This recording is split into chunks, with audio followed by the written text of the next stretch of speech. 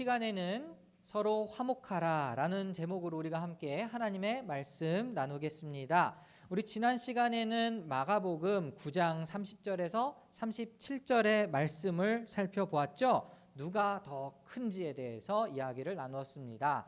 그래서 저는 천국에서 누가 가장 큰 사람인가, 사실 예수님께서 어떻게 하면 천국에서 가장 큰 사람이 될 것인지에 대해서 가르쳐 주셨다기보다는 제가 뭐라 그랬죠? 누가 가장 예수님을 닮았는가, 거기에 초점을 맞추는 것이 더 정확하다라고 말씀드렸습니다. 물론 이것은 어떻게 보면 제 나름대로의 해석을 여러분께 설명을 드린 것이지만, 분명히 예수님을 가장 많이 닮은 사람이 천국에서 가장 큰 자 아니겠어요? 예수님께서도 이 땅에 섬기러 오셨으니까 우리도 그 예수님을 따라가는 것이 마땅하다, 이렇게 말씀을 드렸습니다. 그 다음에 오늘 본문은 바로 그 다음에 이어지는 이야기예요. 근데 이제 마가복음에서는 특별히 이 요한, 예수님의 제자 요한이 그렇게 자주 등장하진 않는데 모처럼 여기서 요한이 등장했죠. 근데 요한이 여기서 뭐라고 이야기를 합니까? 38절 보니까 선생님, 어떤 사람이 선생님의 이름으로 귀신들을 쫓아내는 것을 우리가 보았습니다. 그런데 그 사람은 우리를 따르는 사람이 아니므로 우리는 그가 그런 일을 하지 못하게 막았습니다. 이렇게 얘기를 합니다. 여러분은 어떻게 생각하십니까? 요한이 이렇게 한 것은 정당한 행동이었을까요? 아니면은 부당한 행동이었을까요? 지금까지 우리가 알고 있는 이 제자들의 특성, 특히 마가복음에 나와 있는 제자들의 특성을 생각해 보면요, 제자들은 아직도 예수님이 가르쳐주고 계시는 그 십자가의 길이 무엇인지를 정확하게 깨닫지 못했죠. 그죠? 누가 큰 자냐, 그들이 말다툼을 했던 이유는 뭡니까? 그들은 하나님 나라, 즉 예수님의 십자가의 길을 걸어가는 것보다는 자신의 어떤 사회적 지위에 관심이 많았다, 이렇게 여러분 생각할 수 있지 않겠습니까? 그래서 지금 요한이 이렇게 물어본 것은 아마도 그들의 지위, 즉 12제자 어떤 그런 테두리 안에 있는 그들만의 카르텔이라고 해야 될까요? 그들만의 특권, 이런 것에 굉장히 침해를 받는다라고 느꼈을 확률이 매우 높을 것 같습니다. 더군다나 우리 9장 초반에 보면은 제자들이 귀신을 내쫓으려다가 쫓지 못해서 예수님이 쫓아주신 사건이 등장을 하죠. 그런 것을 생각해 본다면 지금 여기에 어떤 사람이 예수님의 이름으로 귀신을 쫓아서 만약에 성공했다라고 한다면 어떨까요? 자기네들은 실패했는데 다른 사람은 성공했어요. 야, 정말 부럽다, 이렇게 생각을 하기보다는 자기들에게 굉장히 위협적인 요소라고 생각하지 않았을까? 어떤 부분에서? 신분, 지위, 이런 부분에서 굉장히 서열에 관심이 많고 자신들의 지위에 관심이 많았던 제자들의 입장에서는 충분히 이렇게 이야기를 했을 것 같아요. 근데 이때 예수님이 뭐라고 말씀하십니까? 자, 39절 보니까 막지 말아라. 내 이름으로 기적을 행하고 나서 쉬 나를 욕할 사람은 아무도 없기 때문이다. 우리를 반대하지 않는 사람은 우리를 지지하는 사람이다. 이렇게 말씀하셨어요. 저는 이 말씀을 읽으면서 우리 한국교회가 생각났습니다. 여러분 교회를 얼마나 다니셨는지 잘 모르겠지만 여러분마다, 지금 저는 여러분을 청년이 된 다음에 만났으니까 여러분이 다닌 교회의 교단이 어떤지 잘 모르겠어요. 그런데 한국교회는 교단이 굉장히 많은 거 여러분 알고 계시죠? 장로회도 있고 감리교도 있고, 그리고 장로교도 또 합동측, 통합측, 합신 이런 식으로 굉장히 많이 여러 가지 교단이 나눠져 있습니다. 근데 이제 제가 속한 교단, 제가 신대원에서 공부한 교단이 대한예수교 장로회 합동측인데, 그 총회가 열릴 때마다 굉장히 나이가 연로하신 목사님들이 자신 있게 우리 교단에 대해서 얘기하는 단어가 있어요. 막 기도할 때 뭐라고 얘기한 줄 아세요? 주여, 우리 교단을 장자교단으로 세워주시고, 이런 표현 많이 합니다. 장자교단이 무슨 뜻이냐면은 한마디로 얘기하면 가장 교세가 큰 교단이다, 이 말이에요. 자, 여러분은 어떻게 생각하십니까? 교세가 크기 때문에 장자교단이다, 이렇게 말을 할 수 있겠습니까? 성경에서 장자라는 의미가 얼마나 긍정적인 의미로 생각되었는지는 모르겠지만은 저는 적어도 마가복음 9장에서 말하고 있는 예수님의 가르침을 빗대어서 생각해 봤을 때 그런 표현은 굉장히 잘못되었다라는 생각이 듭니다. 장자 교단이 뭐가 좋아요? 예? 자기가 1등이라고 얘기한 게 뭐가 좋냐고요. 그렇게 기도한 사람한테 예수님이 똑같이 말씀하지 않겠습니까? 네가 크고자 하느냐? 그러면 좀 나 좀 닮아라. 근데 전혀 예수님의 성품을 담지 않은 발언처럼 느껴지기 때문에 저는 장자 교단이라는 단어가 그렇게 좋은 어감으로 느껴지지가 않습니다. 더욱이 여러분, 우리 한국 교회는 한국 사람의 그 DNA랑 잘 이렇게 섞이다 보니까 그 한국 사람 특유의 이 편가르기가 굉장히 또 잘 접목이 됐어요. 근데 이게 사실 좀 안타까운 거죠. 그러니까 니네 교단이 옳으니 내가 속한 교단이 옳으니 이런 거 갖고 굉장히 많이 싸우는 거 혹시 아시는지 모르겠습니다. 여러분, 교리가요 교단마다 약간씩 달라요. 약간씩 다릅니다. 미묘하게 달라요. 그래서 어떤 교단에서는 구원의 확신을 굉장히 많이 강조합니다. 네, 너 구원 받았어? 안 받았어? 이걸 굉장히 중요하게 생각을 해요. 그리고 구원의 확신을 사람이 꼭 가지고 있어야 된다. 뭐 이런 것에 대해서 굉장히 강조하는 반면에 또 다른 교단에서는 구원의 확신에 대해서는 그렇게 강조하지 않습니다. 왜? 행함이 더 중요하기 때문에 어떻게 우리가 살아내느냐가 훨씬 더 중요하다. 그래서 구원의 확신이라는 단어보다는 또 구원의 소망이라는 단어를 쓰기도 하고요. 크게 여러분 큰 테두리에서 봤을 때는 우리는 기독교인가요? 개신교인가요? 네? 기독교? 네. 기독교 맞아요. 근데 이제 제가 지금 이렇게 말할 때는 개신교라고 얘기할 때는 천주교와 구분짓기 위해서 하는 말인 거 여러분 아십니까? 네. 기독교 아래 개신교가 있고 천주교가 있습니다. 우리는 그 군대에서 특히나 이제 종교를 나눌 때 기독교, 불교, 천주교 이런 식으로 나눈다 보니까 기독교가 곧 개신교라고 생각하는 경향이 있는데 사실은 기독교는 말 그대로 그리스도교를 뜻합니다. 그리스도교 안에는 천주교도 있고 뭐 동방정교회도 있고 그러니까 예수 그리스도를 구주로 고백하는 종교가 바로 그리스도교다라고 이야기하면은 사실 우리는 큰 테두리 안에서는 기독교라는 이름 아래서는 심지어 가톨릭도 우리와 같은 교단이다 이렇게도 얘기할 수 있어요. 세상 사람들이 봤을 때는 천주교와 천주교와 개신교가 그렇게 큰 차이가 없게 느껴질 수도 있다 이 말입니다. 자, 그럼 이제 여러분 이런 의미에서 생각을 해봤을 때 우리가 뭐 나랑 다른 교단은 이단이니 뭐니 이렇게 얘기하는 게 과연 옳을까? 저는 굉장히 조심스럽다라고 봅니다. 왜냐하면 여러분은 관심 있는지 모르겠지만 요즘은요 교단이 교단의 역할을 하지 못한 경우가 굉장히 많아요. 저는 그 교단이 각 교단의 교리를 수호하기 위해서 하는 노력들은 나름대로 좋은 것들이 많다고 생각하지만 자기랑 교리적인 이유가 다르다는 교리적인 그 가르침이 다르다는 이유로 저 교수는 이단이네 그리고 저 교단은 또 이단이네 이렇게 말을 하는데 과연 그것이 옳은 것일까? 오늘 본문의 말씀에 의하면요 적어도 그리스도의 이름으로 복음을 전파하는 다른 이들을 막지 말라라고 예수님께서 가르치고 있죠.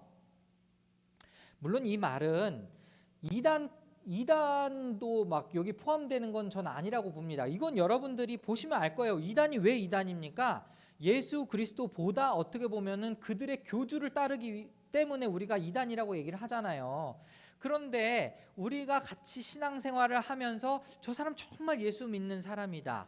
심지어 여러분 비록 교회를 안 다니는 가난한 성도라 할지라도 진짜 예수님을 위해서 살아내는 사람들이 분명히 있다는 것이죠.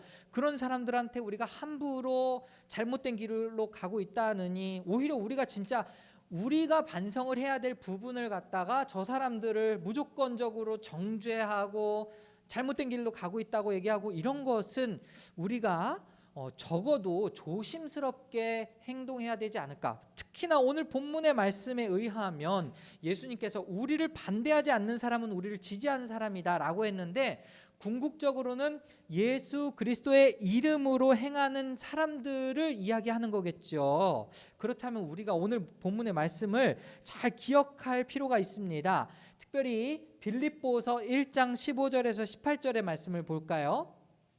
자, 바울 사도께서도요, 감옥에 갇혀 있을 때 이런 말씀을 하셨어요. 제가 읽어드리겠습니다.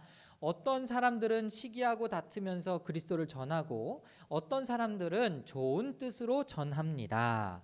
좋은 뜻으로 전하는 사람들은 내가 복음을 변호하기 위하여 세우심을 받았다는 것을 알고서 사랑으로 그리스도를 전하지만, 시기하고 다투면서 하는 사람들은 경쟁심으로 곧 불순한 동기에서 그리스도를 전합니다. 그들은 나의 감옥 생활에 괴로움을 더하게 하려는 생각을 품고 있습니다. 자, 18절 같이 한번 읽어볼까요? 시작. 그렇지만 어떻습니까? 거짓된 마음으로 하든지 참된 마음으로 하든지 어떤 식으로 하든지 결국 그리스도가 전해지는 것입니다. 나는 그것을 기뻐합니다. 앞으로도 또한 기뻐할 것입니다. 빌립보서를 쓰신 바울 사도께서 이 말씀을 하신 이유가 뭐냐면요, 여러분, 감옥에 갇혀 있는 이 바울 사도를 보고 사람들의 평가가 달랐어요. 어떤 사람들은 바울 사도를 굉장히 존경하면서 따르면서 바울 사도를 위해 엄청 애쓰고 기도하고 이랬지만은, 어떤 사람들은 바울 사도의 말이 어눌하다, 저 사람 외모가 별로 마음에 안 든다, 이런 식으로 바울 사도를 반대하는 사람도 있었습니다. 그러나 바울 사도 입장에서는 이 부류든지 저 부류든지 어떻게 해서든지 그리스도가 전파되는 것이 곧 나의 기쁨이다, 이렇게 이야기를 했어요. 우리도 이러한 마음을 가져야 한다라는 것이죠. 어떤 방법으로든지 우리의 교리가 비록 조금 다를지라도, 여러분, 엄밀하게 말해서 그 교리를 하나님이 세우셨을까? 그건 아니거든요. 하나님은 우리에게 성경을 주셨고, 그리고 사람들이 이 성경을 읽어 내려가면서 저마다 자기 교단에서 교리를 만들어낸 것이지, 하나님이 직접 우리에게 교리를 주신 것은 아닙니다. 그렇죠? 그럼 우리 교단의 교리가 옳은지 아닌지는 천국 가봐야 아는 것이죠. 겸손한 마음으로 다른 사람이 만약 예수 그리스도를 전파하고 있다면, 예수 그리스도의 성품으로 살아가고 있다면 우리가 그것을 굳이 반대할 이유는 없을 것입니다. 이것이 바로 오늘 본문의 첫 번째 예수님의 가르침이고요. 그 다음 이제 42절로 가시면, 또 나를 믿는 이 작은 사람들 가운데서 하나라도 죄짓게 하는 사람은 차라리 그 목에 큰 맷돌을 달고 바다에 빠진 편이 낫다, 이렇게 이야기를 하십니다. 자, 여러분, 이제부터 조금 고민이 되는 말씀이 등장했어요. 이제 연자 맷돌 안 달 사람이 없습니다. 여러분 보시면 42절과 43절에 세번역 성경은 죄짓게 한다, 죄를 짓는다 라는 단어가 똑같이 나오는데, 개역개정 성경을 보면 사실은 누군가를 실족하게 한다라는 표현이 있고, 그리고 내가 스스로 또 죄를 짓게 한다라는 표현이 있어요. 근데 둘 다 똑같은 헬라어 단어를 쓰고 있습니다. 다시 말하면 지금 42절부터 쭉 이제 48절까지의 구절에 있는 이 죄를 짓는다라는 표현은요, 나를 나 스스로 넘어지게 하든지 아니면 나의 행동으로 다른 사람을 넘어지게 하든지 하는 그의 행동을 가리킵니다. 이해하셨죠? 그냥 단순히 내가 죄를 짓는 차원이 아니에요. 다른 사람도 죄 짓게 만드는 걸 얘기하는 거예요. 자, 근데 여러분, 여기 보시면은 굉장히 예수님이 잔인한 얘기하지 않습니까? 43절에 보면 손이 여러분을 죄 짓게 하면 그거 찍어버리래요. 다리가 여러분을 죄 짓게 하면은 그걸 또 잘라내래요. 차라리 다리 없이 천국에 가는 것이 다리를 가지고 지옥불에 가는 것보다 더 낫다라고 표현을 하십니다. 여러분, 이런 표현은 어떻게 받아들여야 될까요? 문자 그대로 받아들여야 될까요? 자, 그 아무도 성한 사람이 없겠죠. 그죠? 예수님이 만약에 문자 그대로 말씀하셨다면은 12제자부터 지금 팔다리 다 잘라야 돼요. 그렇지 않습니까? 눈 다 뽑아버려야 돼요. 자, 그런데 이것은 예수님의 과장법이죠. 무슨 말인지 이해하시겠습니까? 예수님이 이렇게 말씀하신 것은 일종의 과장법의 언어로 말씀을 하신 겁니다. 뭘 과장하신 걸까요? 그만큼 우리가 죄를 짓는 것, 그만큼 우리가 다른 사람으로 하여금 넘어지게 하는 것이 하나님 앞에서 얼마나 큰 죄인 줄을 깨달아라 라고 하신 말씀입니다. 차라리 손을 자르고 천국에 가는 것이 더 나을 정도로 우리 손이 죄를 짓게 한다면은 그냥 차라리 바다에 빠져버리는 게 낫다, 찍어버리는 게 낫다, 이렇게 말씀을 하시는 겁니다.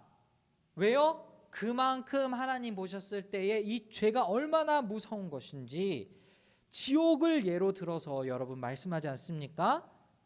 여러분 이렇게 보면요, 정말 우리가 믿음으로 구원을 얻는다고 하지만 이 땅에서 얼마나 긴장감을 가지고 살아야 하는지 성경은 동시에 얘기해주고 있는 겁니다.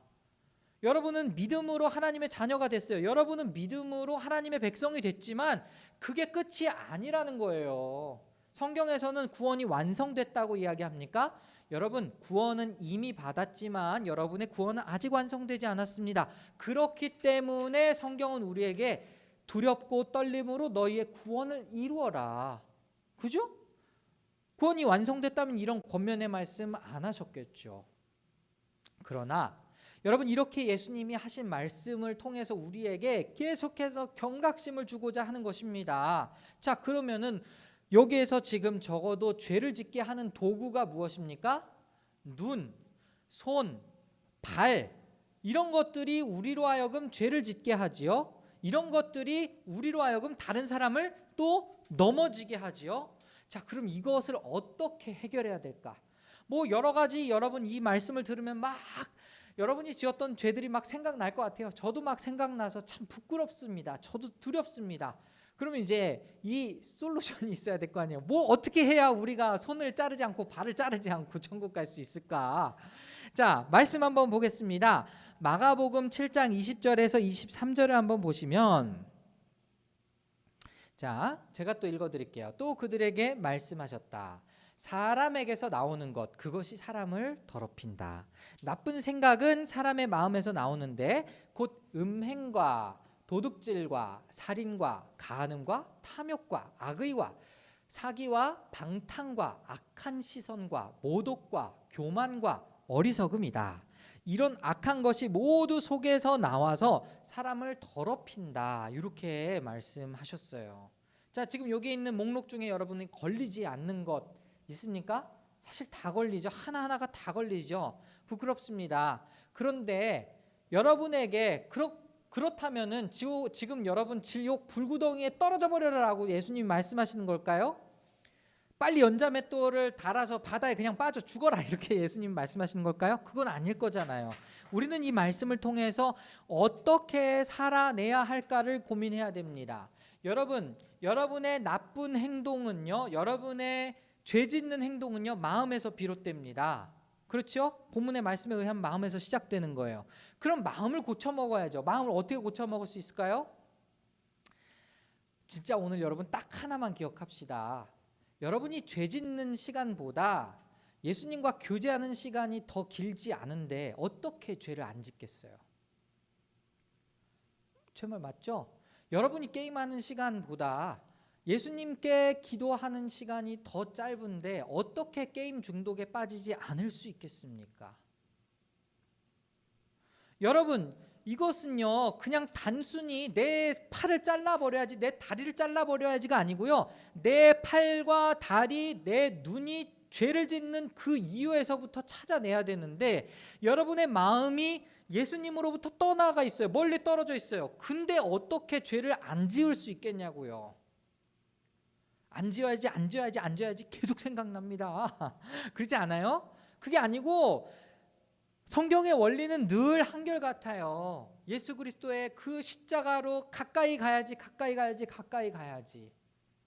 여러분 진짜 여러분의 삶에서 뭐 쇼핑 중독이든지 게임 중독이든지 음란물 중독이든지 뭐든지, 뭐 주식도 중독이 될 수 있는 것 같아요. 제가 봤을 때 요즘에는 그런 것들을 다 탈피하고 싶다면 진짜 그냥 여러분 한번 시계를 켜놓고 내가 그것에 얼마나 시간을 투자하는지 한번 계산해 보십시오. 그리고 과연 내가 기도하는 시간, 말씀 보는 시간 얼마나 긴가 한번 비교를 해보십시오. 하나님과 교제를 나누는 시간, 예수님을 묵상하는 시간이 짧은데 어떻게 여러분이 죄를 안 지을 수 있겠습니까? 죄와 훨씬 더 친한데. 반대로 여러분, 예수님과 더 친하면 죄를 당연히 멀리 하겠죠. 그렇지 않습니까? 오늘 이 경고의 말씀은 우리에게도 적용이 됨과 동시에 어떻게 우리를 바꿔내야 될까? 나의 눈이 계속해서 죄를 범하고, 나의 손이 계속해서 죄를 범하고, 나의 발이 계속해서 예수님으로부터 멀어져 가는데 어떻게 할까? 여러분의 마음의 중심에서부터 고쳐내야 합니다. 여러분은 정말 고치고 싶다면, 정말 바뀌고 싶다면 진짜 여러분 예수님과의 시간을 많이 가지시기 바랍니다. 여러분, 피곤하기 직전에 기도하면 진짜 짧아요. 여러분, 어떤 시간에 여러분 친구를 만나십니까? 가장 쌩쌩한 시간에 만나지 않아요? 그 사람하고 2시간 동안 수다 떠는 거 안 힘들죠? 일단 체력이 받쳐주니까. 그렇지 않습니까? 그럼 여러분, 가장 쌩쌩한 시간에 기도를 하면 안 되는 걸까요? 가장 쌩쌩한 시간에 말씀을 읽으면 안 되는 건가요? 근데 우리는 가장 컨디션이 좋을 때 내가 하고 싶은 거 하죠. 네, 저도 부끄러워요. 저도 뭐 가장 쌩쌩한 시간에 계속해서 뭐 사진을 찍든지 뭐 하든지 저도 참 부끄럽습니다. 그러나 진짜로 내가 바뀌고 싶다면, 진짜 도저히 안 되겠다, 내가 하나님께로 돌아가야겠다라는 마음이 여러분 지금 이 말씀을 통해 생각난다면 당장 여러분의 시간부터 고쳐보시기 바랍니다. 여러분의 눈과 여러분의 손과 여러분의 발이 예수님께로 향하면 향할수록 여러분은 지옥에서부터 멀어지는 거예요. 마지막으로 이제 49절에서 50절 보면 소금에 관한 이야기가 나옵니다. 모든 사람이 다 소금에 절이듯 불에 절여질 것이다라는 굉장히 애매모호한 말씀을 주님께서 하십니다. 여러 신학자들이 이 말씀, 이 구절을 잘 해석을 하기를 어려워합니다. 그만큼 저도 여러분한테 이 말씀은 곧 무엇이다라고 뚜렷하게 말씀드리기 어렵습니다만 크게 딱 2가지로 해석이 나눠요. 하나는 뭐냐면은 지금 여기에 모든 사람이 다 소금에 절이듯 불에 절여질 것이다라고 하는 것은 지옥 불구덩이를 그만큼 강조하는 것이다. 소금에 절여지듯이 우리가 지옥 불구덩이에 떨어지면은 얼마나 막 타오르겠습니까? 지금까지 지옥 얘기하셨잖아요. 그걸 비유로 하신 말씀이다라는 견해가 있고요. 또 한 가지는 50절에 넘어가면 소금은 좋은 것이다. 그러나 소금이 짠맛을 잃으면 너희는 무엇으로 그것을 짜게 하겠느냐라고 하면서 소금에 대해서 긍정적인 이야기하지 않습니까? 그래서 이 49절은 이제 레위기의 율법에 나오는 정결하게 하는 역할로서의 소금을 이야기하는 것이다. 이렇게 2가지 견해가 나와 있습니다. 저는 어떤 견해를 취하든지 여러분이 충분히 이해하실 수 있을 거라고 생각해요. 이게 만약에 지옥 불구덩이의 그 불을 소금에 빗대어서 이야기하는 것이라면 예수님께서는 우리에게 더욱더 큰 경각심을 주기 위해서 말씀하시는 것이고, 그리고 이게 정결하게 하는 소금이라면 우리로 하여금 정결하게 살아라 라는 그 명령을 주시는 것이겠죠. 그럼 그 소금은 이 세상에서 어떤 역할을 할까? 50절에 보면은 후반절에 이렇게 나와 있죠. 너희는 너희 가운데 소금을 쳐두어서 서로 화목하게 지내어라. 여러분, 빛과 소금이 되어라 라는 주님의 말씀, 마태복음에서도 나와 있죠. 너희는 세상의 빛이요 너희는 세상의 소금이다, 뭐 이런 말씀 많이 하세요. 근데 이제 소금은요 그 고유의 역할이 있습니다. 세상에서 유일하게 짜게, 음식의 맛을 짜게 할 수 있는 게 소금입니다. 여러분의 손맛이 아니에요. 여러분이 씻지 않은 손으로 하면 당연히 짜지만 그거 음식으로 사용할 수 없잖아요. 그렇죠? 네. 그리고 뭐 간장은 짠데요. 뭐 모든 장 종류는 다 짜지 않습니까? 그거 다 소금이 들어가서 그런 겁니다.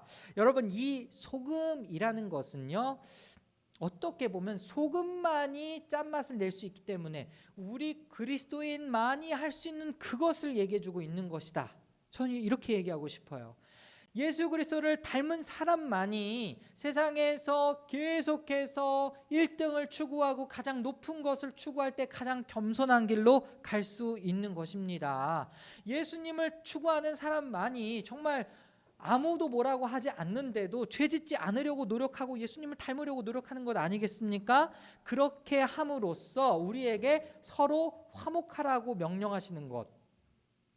지금까지 우리가 적어도 지난주의 말씀과 오늘 이 말씀을 토대로 이 50절을 완성하자면 바로 그런 것이죠. 소금의 역할, 다른 사람보다 더 낮은 곳으로 가려고 하고, 다른 사람을 넘어지지 않게끔 하려고 노력하고, 나 스스로도 죄를 짓지 않으려고 하고, 그렇게 함으로써 이 땅 가운데 나뿐만 아니라 모든 사람과 다 화목하라라고 주시는 그 명령, 이것을 우리가 기억해야 한다는 것이죠. 로마서에도 이런 말씀이 있습니다. 제가 지난주에도 로마서의 말씀을 인용해서 말씀드렸는데, 로마서 12장은 성도의 삶에 관해서 말씀드린다고 했죠. 16절에서 18절까지 우리 한번 같이 큰 목소리로 읽어보겠습니다. 시작. 서로 한 마음이 되고 교만한 마음을 품지 말고 비천한 사람들과 함께 사귀고 스스로 지혜 있는 체하지 마십시오. 아무에게도 악을 악으로 갚지 말고 모든 사람이 선하다고 생각하는 일을 하려고 애쓰십시오. 여러분 쪽에서 할 수 있는 대로 모든 사람과 더불어 화평하게 지내십시오. 저는 로마서의 이 말씀이 바로 오늘 본문의 50절에 나온 서로 화목하게 지내라라는 그 명령을 잘 풀어내었다라고 생각합니다. 사랑하는 여러분, 오늘 이 본문의 말씀을 보니까 어떤 생각이 드십니까? 여러분, 큰 테두리에서는요, 지금 예수님은 계속해서 길을 걸어가고 있어요. 제자들과 길을 걸어가시면서 나를 따르려거든 어떻게 따라야 된다, 십자가의 길이란 바로 이런 것이다 라는 것을 가르쳐주고 계십니다. 적어도 오늘 우리가 본문의 말씀을 통해서 알 수 있는 것은 예수 그리스도의 그 이름으로 사역을 하는, 예수 그리스도를 믿는 사람들을 우리가 적어도 막 반대하거나 내치거나 해서는 안 된다는 것이죠. 우리는 그리스도 안에 하나입니다. 성령이 하나 되게 하신 것을 힘써 지켜야 합니다. 우리가 기억해야 될 첫 번째고요. 두 번째는 여러분, 죄 짓지 않도록, 나로 하여금 죄 짓지 않도록, 다른 사람을 또한 넘어지게 하지 않도록 우리는 계속해서 깨어 있어야 합니다. 여러분이 생활하는 그 시간의 패턴을 한번 고민하면서 여러분 예수님과 더 가까이, 그리고 예수님과 더 많은, 예수님과 더 깊은 교제를 나누시기 바랍니다. 이렇게 함으로써 마지막 구절에 있는 것과 같이 우리가 할 수 있다면 서로 화목하게, 우리가 살아가는 이 땅 가운데서 우리가 소금의 역할로 정말 모든 사람과 함께 화평을 나눌 수 있기를, 그런 우리 버팀목교회 모든 성도들이 되기를 간절히 소원합니다.